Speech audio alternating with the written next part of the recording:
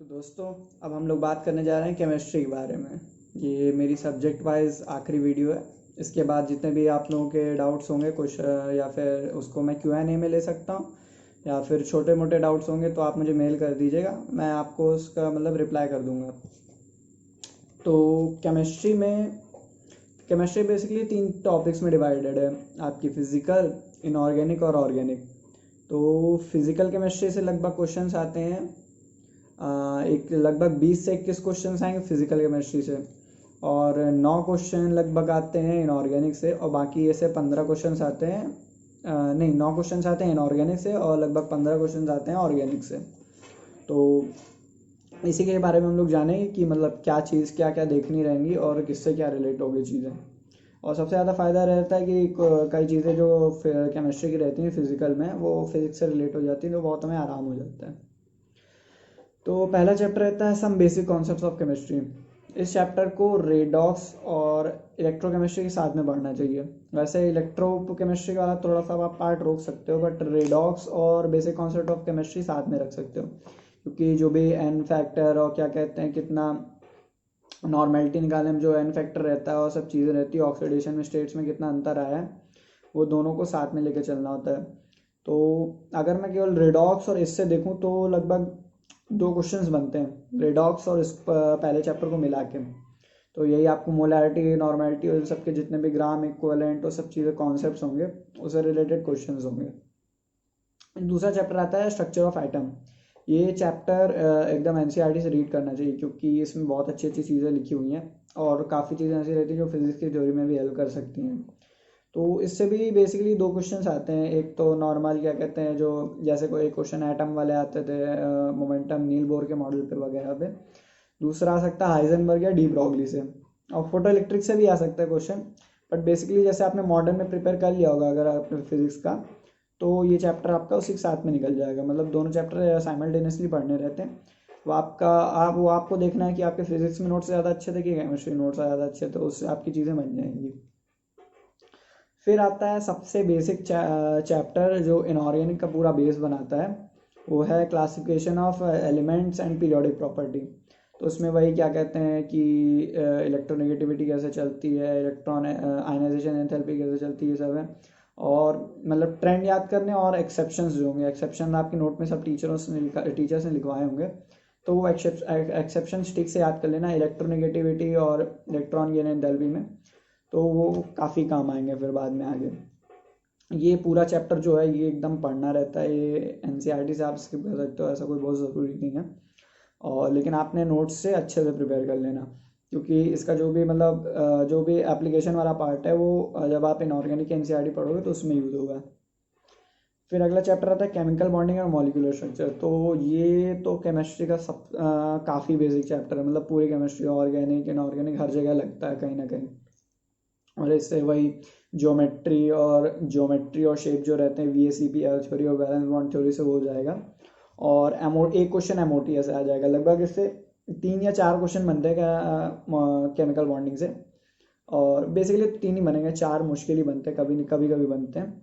और इसके जो क्वेश्चंस रहते हैं वही आपको क्या कहते हैं हाइब्रिडाइजेशन याद है, ये सब चीज़ें हैं। और अगर कोई एक्सेप्शन नहीं होगा तो और डाइपोल वगैरह जो भी चीज़ें रहेंगी वो आपको याद होंगी, आप कर लो। फिर आता है स्टेट्स ऑफ मैटर और थर्मोडायनेमिक्स। इसको एक साथ पढ़ने को मैं रिकमेंड करता हूँ। तो स्टेट्स ऑफ मैटर में तो लॉस हैं, तो लॉस में वो जितने भी ग्राफ्स हैं आप लोगों वो आपको एकदम थोरो होने चाहिए, आपको चीज़ें याद होनी चाहिए। दूसरी चीज़ आती है जो भी काइनेटिक थ्योरी ऑफ गैस है, तो फिजिक्स में भी फिजिक्स और ये इसमें एकदम कॉमन टॉपिक हो जाता है, सेम टू सेम चलता है। वही आपको क्या कहते हैं याद रखना होगा, कितना डिग्री ऑफ फ्रीडम उससे रिलेट करके कितनी चीज़ें लगानी होंगी, ठीक है। और इसमें एक डिफ्यूजन वाला जो ग्राम्स डिफ्यूजन लॉ है, उसका फॉर्मूला मतलब किस किस चीज़ पर डिपेंड करता है नॉर्मली, वो याद होना चाहिए आपको।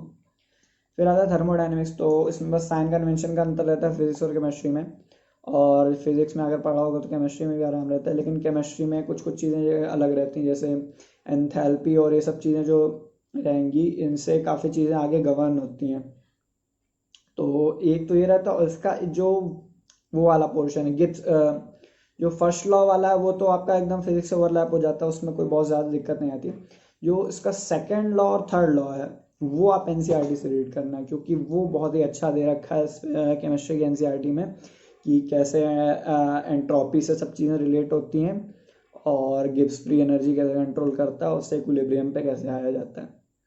फिर आता है इक्विलिब्रियम। तो इक्विलिब्रियम से लगभग 4 क्वेश्चंस बनते हैं और इक्विलिब्रियम सबसे टफ टॉपिक है केमिस्ट्री का। सब लोगों ने माना इसको कि सबसे टफ चीज़ है इक्विलिब्रियम। तो ये बहुत प्रैक्टिस मांगती है। अगर आपने प्रैक्टिस की होगी और जब आप अभी क्वेश्चन पेपर सॉल्व करोगे थोड़े बहुत, तो जो क्वेश्चंस लग रहे होंगे वो आपको दिखने रहेंगे और आपने जो नोट्स में सॉल्व किए होंगे वो देखने होंगे। इक्विलिब्रियम एज सच आपको पढ़ने की ज़रूरत नहीं है, एनसीईआरटी से इतने से काम चल जाता है। जितने आपके नोट्स हैं और आपने आपकी प्रैक्टिस जितनी होगी उतने आसानी से निकलेंगे इक्विलिब्रियम के क्वेश्चंस। फिर आता है रेडॉक्स। तो रेडॉक्स तो मैंने डिस्कस कर लिया पिछले वाले के साथ, और रेडॉक्स का दूसरा पार्ट आएगा वो मेन इलेक्ट्रोकेमिस्ट्री में आता है, तो उसके साथ में हम बताएंगे। फिर आती है इनऑर्गेनिक। तो इनऑर्गेनिक में क्या रहता है, इनऑर्गेनिक में सच डिविजन्स नहीं रहते हैं कि इससे इतना आएगा इससे इतना आएगा, ठीक। जैसे हाइड्रोजन से आएगा नहीं आएगा पता नहीं, तो हाइड्रोजन एस ब्लॉक और पी ब्लॉक जितने तीनों चैप्टर्स हैं आपको पूरे एनसीईआरटी से पढ़ने हैं। एनसीईआरटी का कोई भी इसमें इनऑर्गेनिक में कुछ भी नहीं एक्स्ट्रा पढ़ना होता है। जो भी एक्स्ट्रा पढ़ना होता है अगर आपको हल्का हल्का मेमोरी से याद आ रहा है तो कर लीजिए, वरना सिर्फ एनसीईआरटी देखिए इसकी। फिर बात आती है ऑर्गेनिक केमिस्ट्री और टेक्निक्स की। तो प्यूरिफिकेशन वगैरह सब जेई में इंपॉर्टेंट रहता है, नीट में नहीं पूछता है कोई आपसे जल्दी, पर फिर भी हल्के हल्के आपको कॉन्सेप्ट याद होने चाहिए। और जो ये नॉर्मल जो ऑर्गेनिक केमिस्ट्री है इसकी रिएक्शन मैकेनिज्म जो सारी चीज़ें हैं सब, steric hindrance, hyper conjugation, resonance, ये सब चीज़ें आपकी एकदम थरो होनी चाहिए। उसके एक्सेप्शंस वगैरह और जो स्टेबिलिटी के ऑर्डर्स हैं वो आपको याद होने चाहिए। अगर वो याद हैं तो आपकी पूरी ऑर्गेनिक ऐसे मज़े में निकल जाती है, ठीक। फिर आता है चैप्टर हाइड्रोकार्बन। तो वही थोड़े बहुत जो इसमें एक दो चीज़ें, जो पहले चैप्टर था उसमें आइसोमेरिज्म में, ज्योमेट्रिक आइसोमेरिज्म, ऑप्टिकल आइसोमेरिज्म में थोड़ा ध्यान देना रहता है। और यही है, जब हाइड्रोकार्बन चैप्टर पढ़ते हैं तो उसमें हेलोजिनेशन ये सब चीज़ें रहती हैं, तो इसमें क्या जो इंटरमीडिएट बनेंगे सब चीज़ें रहेंगी तो वो उनसे रिलेट होगी। ऑर्गेनिक में ऐसा कोई सीक्वेंस नहीं रहता कि इससे इतना आएगा इससे इतना आएगा, बेसिकली आपका रिएक्शन मैकेनिज्म आती है, पूरा ऑर्गेनिक साथ में चलता है।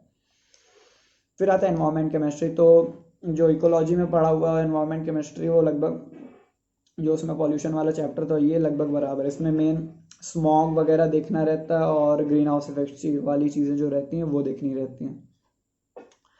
फिर आते हैं 12th के चैप्टर्स। तो 12th की फिजिकल केमिस्ट्री में क्या रहता है, पहला चैप्टर है सॉलिड स्टेट। तो सॉलिड स्टेट में भाई आपको डेंसिटी के फॉर्मूले वो सब चीज़ें याद रहती हैं, और कौन सा फेस सेंटर्ड है कौन सा बॉडी सेंटर्ड है, उसके जो फॉर्मूले डायगोनल वो क्लोजेस्ट नेबर वो सब चीज़ें जो रहती हैं हल्की फुल्की वो याद रखनी होती है। और थोड़ी बहुत प्रॉपर्टी जैसे कि पीजो इलेक्ट्रिसिटी और ये सब चीज़ें रहती हैं वो आपके नोट्स में हल्की फुल्की लिखी होंगी, तो वो याद रहेंगी तो अच्छी बात है, वरना एक ही क्वेश्चन आना है इससे। और नॉर्मली वही डेंसिटी रिलेटेड या फिर कि ये एफसीसी है कि ये कौन सी सेल है ये आपको बताना रहता है मेन। फिर आता है आपका सॉलिड स्टेट। सॉलिड स्टेट तो हो गया। फिर आता है सॉल्यूशन। तो सॉल्यूशंस में मेन तो रॉल्ड्स लॉ के क्वेश्चन आते हैं मेन, और क्या कहते हैं एक तो रॉल्ड्स लॉ से क्वेश्चन आ सकता है, एक ही क्वेश्चन आना होता है इससे भी, या तो रॉल्ड्स लॉ से आ सकता है, फिर जैसे बेसिक कॉन्सेप्ट ऑफ केमिस्ट्री पढ़े तो उससे नॉर्मेलिटी मोलैरिटी वाला आ जाए, या फिर आपका आ सकता है डिटर्मिनेशन ऑफ मोलर मास के जो रहते हैं ऑस्मोलैरिटी, और डिडक्शन इन बॉइलिंग पॉइंट और फ्रीजिंग पॉइंट में एलिवेशन, फ्रीजिंग पॉइंट में depression, elevation of boiling point, ये सब चीज़ें रहती हैं ये आ सकती हैं। फिर इलेक्ट्रोकेमिस्ट्री है तो उसमें तो नस्ट इक्वेशन ही सब कुछ है। नस्ट इक्वेशन याद होनी चाहिए आपको, एन फैक्टर निकालना आना चाहिए कौन सी इक्वेशन का क्या है, और उसको सॉल्व करने की चाहिए कैसे लॉग वॉग से क्या चीज़ें डिपेंड करती हैं चीज़ टाइप वो आनी चाहिए, और उसका डेल्टा जी नॉट से जो रिलेशन रहता है और डेल्टा जी से रिलेशन रहता है वो आना चाहिए। इलेक्ट्रोकेमिस्ट्री हो जाती है। इलेक्ट्रोकेमिस्ट्री पूरी पूरी जो भी ईएमएफ ऑफ सेल निकालना रहेगा ये आपका पूरा पूरा कॉन्सेप्ट बेस्ड है। आपने कौन सा फॉर्मूला याद है, बहुत सारे फॉर्मूला बहुत तरीके से याद किए जाते हैं, आपको एक फॉर्मूला पकड़ के चलना है, उसी से सारे क्वेश्चन लगाने हैं। अगर कोई भी क्वेश्चन मिलेगा तो आप उसको अपने फॉर्मूले के हिसाब से मॉडिफाई करना, फॉर्मूले को उसके हिसाब से मॉडिफाई मत करना, कन्फ्यूजन में फंस जाते हैं अक्सर, ठीक है।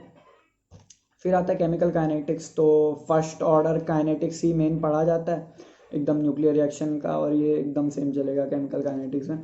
बाकी इसमें एड्जॉर्प्शन और एड्जॉर्प्शन तो खैर सरफेस में, केमिकल काइनेटिक्स में यही है, जो second order first order zero order है, इनके जो भी इक्वेशंस चल रहे हैं और थोड़े से फॉर्मूले हैं वो याद रखने होते हैं और ग्राफ्स याद करने होते हैं, और रेट लिमिटिंग स्टेप और ये सब चीज़ें निकालनी रहती है। एक ही दो कॉन्सेप्चुअल क्वेश्चन रहते हैं, वरना चैप्टर बिल्कुल ईजी है। ठीक, तो इसमें से और एनसीईआरटी से सॉलिड स्टेट वाला चैप्टर पढ़ना रहता है, बाकी तो ये नहीं पढ़ने होते। फिर सरफेस केमिस्ट्री रहता है एक चैप्टर, ये पढ़ना रहता है एनसीईआरटी। इससे भी एक क्वेश्चन आता है, इसमें एड्जॉर्प्शन है, कोलॉइड है, और एड्जॉर्प्शन, कोलॉइड और एक और चीज, एक दो ऐसे ही और टॉपिक हैं। इससे एक ही क्वेश्चन आएगा, थ्योरेटिकल बेस्ड रहेगा। मेन यही क्या कहते हैं, पॉजिटिव और निगेटिव कोलॉइड्स के एग्जाम्पल्स याद करने होंगे और थोड़ी बहुत और चीज़ें याद रखी होंगी। फिर आता है क्या कहते हैं, फिर से 12th की इनऑर्गेनिक आती, तो जनरल प्रोसेस और आइसोलेशन ऑफ एलिमेंट्स है ये। तो इनऑर्गेनिक तो पूरी पूरी एनसीईआरटी से पढ़नी और कुछ नहीं देखना उसमें। ठीक, तो जनरल है तो इसमें थोड़ी बहुत हल्की फुल्की चीज़ें रहती हैं, इससे नॉर्मली क्वेश्चन नहीं देखा आता है जितना देखा जाए। बाकी ये याद रखना था कौन सा किस और का किससे क्या कहते हैं तरीके से वो होगा, जैसे फ्रॉथ से होगा उसका क्या कहते हैं, उसका प्योरीफिकेशन फ्रॉथ से होगा कि ग्रेविटेशन वाले से होगा कि मैग्नेटिक वाले से होगा, ये चीज़ थोड़ी बहुत देखनी रहती है। फिर बी ब्लॉक एलिमेंट्स है, वही आपको देखने रहेंगे, पीरियोडिक क्या क्या पीरियोडिक प्रॉपर्टीज़ और सब चीज़ें रिलेट करके देखनी होंगी, और जितने भी ऑक्साइड्स और सब चीज़ें हैं सब एनसीईआरटी से देखना होगा। डी ब्लॉक में केवल जो पहला वाला जो ग्रुप है उसमें ईएमएफ थोड़े से देखने रहेंगे, थोड़े से कि मतलब कैसे ट्रेंड कर रहे हैं, उससे रिलेटेड थोड़े से क्वेश्चंस आ जाते हैं। वरना डी ब्लॉक से ऐसा टफ नहीं आता है। जब एफ ब्लॉक के रहते हैं ना, वो एनसीईआरटी से एकदम याद होना चाहिए। डी ब्लॉक हल्का हल्का भी चलेगा एनसीईआरटी से, लेकिन एफ ब्लॉक एकदम थोड़ा होना चाहिए उसके लिए। फिर कोऑर्डिनेशन कंपाउंड है, इससे आएंगे 2 या 3 क्वेश्चन। ये इनऑर्गेनिक का सबसे कठिन वाला पार्ट है। बाकी इसमें हाइब्रिडाइजेशन अगर आपको आता होगा तो आप कर ही लोगे। ठीक, और इसमें जो कलर वाले की चीज़ रहती हैं वो भी आप कर लोगे। थोड़ी बहुत ज्योमेट्री भी, अब तो ज्योमेट्रिक आइसोमेरिज्म भी इसमें आने लगे हैं, कोई मतलब पहले देखे मैंने क्वेश्चन अपने टाइम में, तो वो आप लोग कर लेना। ये वाला वैसे एनसीईआरटी से इतना इंपॉर्टेंट चैप्टर नहीं है। इसके अलावा जितने भी जो चैप्टर्स हैं, हेलो एल्केनरी, तो सब्स्टिट्यूशन और जो सब रिएक्शंस हैं उनके रिएक्शन मैकेनिज्म आपको याद होने चाहिए। और जो रिएक्शंस आपने पढ़ी होंगी अपने नोट्स में, बहुत सारी दे रखी रिएक्शन, बहुत ज़्यादा, इतनी इंपॉर्टेंट नहीं होती हैं।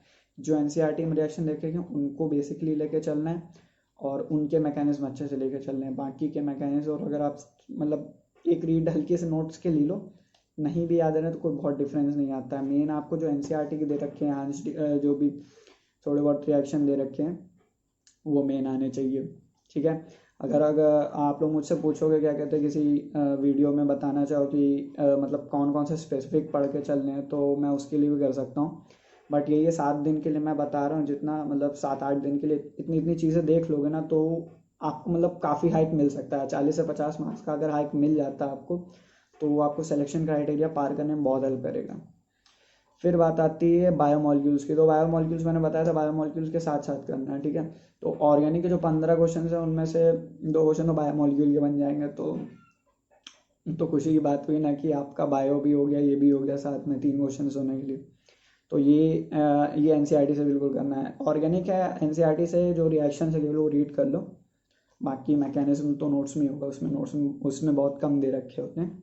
पॉलीमर्स एक चैप्टर है, ये पढ़ना होता है पूरा एनसीईआरटी से, और इसमें वही थर्मोप्लास्टिक कौन सी, थर्मोसेटिंग प्लास्टिक कौन सी है, और ये हल्की हल्की चीज़ें देखनी रहती हैं, और फाइबर्स वगैरह अगर होंगे तो।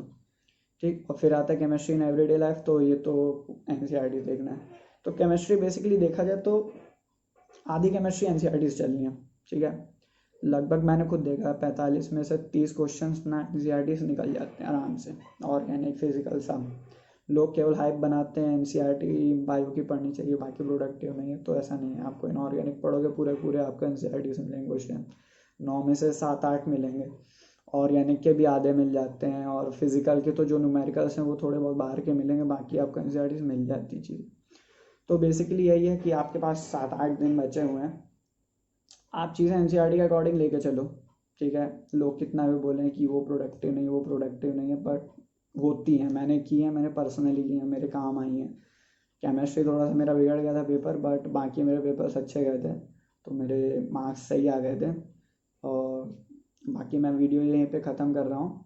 और जितने भी अगर आपको डाउट्स हो तो आप वो मुझसे पूछ सकते हो, कमेंट सेक्शन में भेज सकते हो या मेल कर सकते हो मुझे। और नहीं हो तो फेसबुक में मुझे ढूंढ सकते हो, उसकी भी मैं लिंक बता दूंगा डिस्क्रिप्शन में। और ये जितनी भी वीडियोस हैं ज़्यादा से ज़्यादा शेयर करिए और चैनल सब्सक्राइब करिए। हो सकेगा तो मैं ईयर लॉन्ग या 2 ईयर लॉन्ग के लिए भी मतलब कैसी स्ट्रेटेजी लेके चलनी है इसकी मैं वीडियोस बनाने की कोशिश करूँगा। अभी तो खैर पैंडेमिक है और 10 दिन बाद पेपर है, सबसे ज़्यादा इम्पोर्टेंट तो वही है उनके लिए।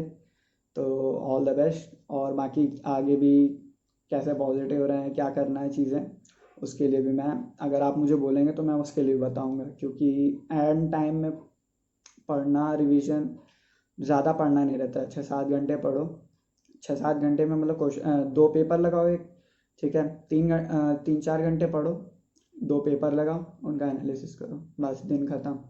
और आराम से 7-8 घंटे सो। मैं तो 8-9 घंटे सोता था अपने टाइम में, बट अब इतना टाइम नहीं होगा आपके लिए पास में, बीच में बहुत चीज़ें अटक गई थी। तो उसके लिए सब करिएगा, बाकी सब ज़्यादा से ज़्यादा शेयर करिएगा तो फिर बाकी लोगों को फ़ायदा हो पाएगा जैसे मेरे दोस्तों को हो पाएगा। ठीक है, तो मिलते हैं अगली वीडियो में।